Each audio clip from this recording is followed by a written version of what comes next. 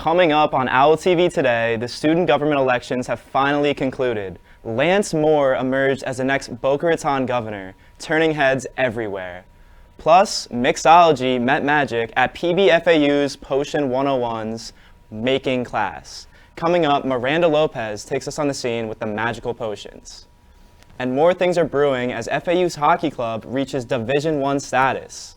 All these stories and much more are coming up on this edition of OwlTV Today.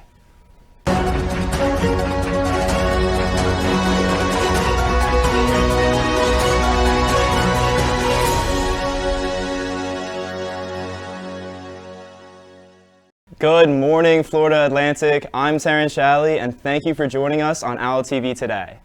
The student body has spoken, and Lance Moore has officially won the student government election for Boca Raton's governor. A surge of new voters and participation highlighted the power of the student involvement. Let's get to know our new governor. Lili Jahromi has the story. FAU's recent student government elections brought new leadership to the Boca Raton campus, with Lance Moore emerging as the next Boca Raton governor. A sophomore biological science major, Moore has been actively involved in campus leadership, serving as the IFC president and a member of the House of Representatives for the College of Science. I spoke with him on the Zoom about his journey and his vision for the future. I mean, originally when I got to FAU, I wasn't like super into student government in my high school. That wasn't like a priority for me per se. I came here just to do school. It kind of came through some of the leadership opportunities I was able to do through my fraternity. I never really stepped up into school, and I finally stepped up in IFC actually. Through my fraternity.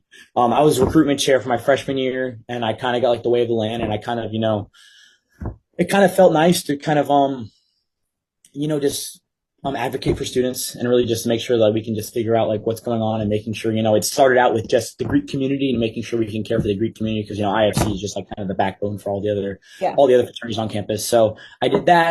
Moore ran as a member of the Atlantic Party, the only organized party in FAU student government elections. He says this choice was strategic in ensuring a unified approach to governance. When obviously with the idea that came about, it was kind of a way for students to know if they elected, the people in the party into office, that they're all on the same page.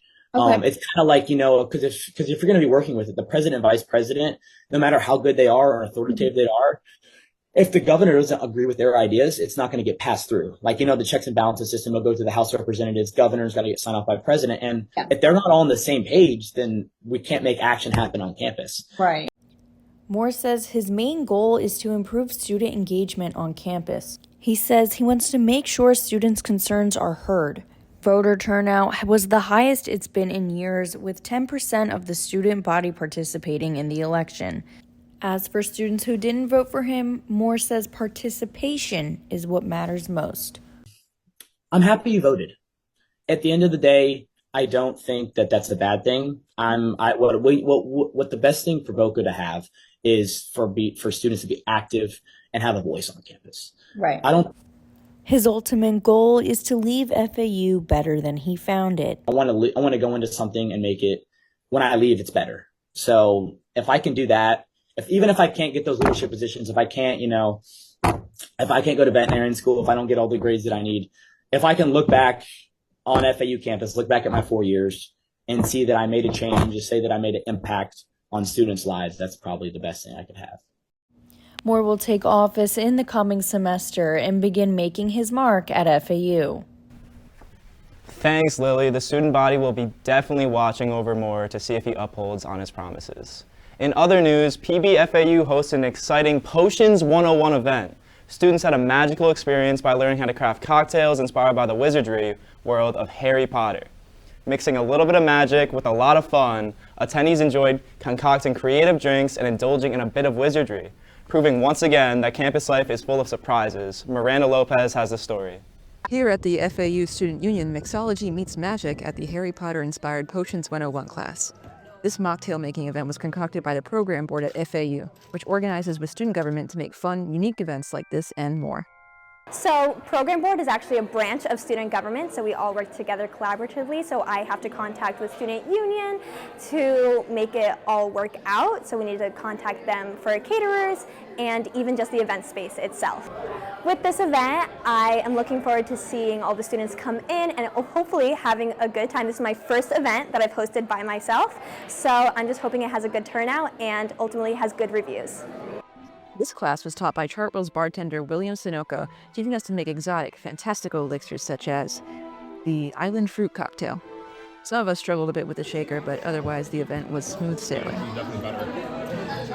First of all, like you see, I'm doing classes, so to teach the student, to be responsible, to drink, so, not go too crazy on the games and everything. So it's more about teaching.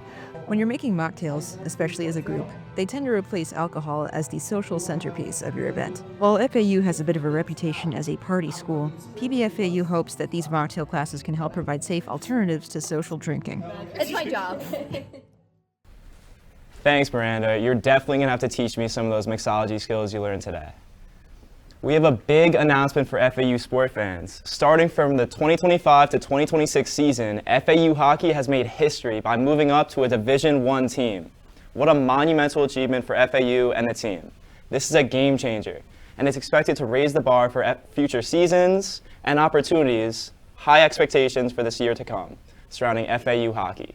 In other sports news, the road to March Madness is underway, and we have Shneider Telismond with a look at the men's Owls basketball team versus the Shockers from Wichita State. Hey guys, I'm at FAU men's basketball game where today FAU is versing against Wichita. The Owls have been doing phenomenal these past few home games. Let's see if these Owls can keep their winning streak going. Man, the first half when they didn't quit, they were down 12. They came back, they made it like a 6 or 7 point deficit before half. They really showed fight right there. Later in the second half, it was real tough to watch, but like I said, in the first half, they really showed a lot of fight. I want to see more of that from them next game. What did you think of today's game? There was a lot to be desired. We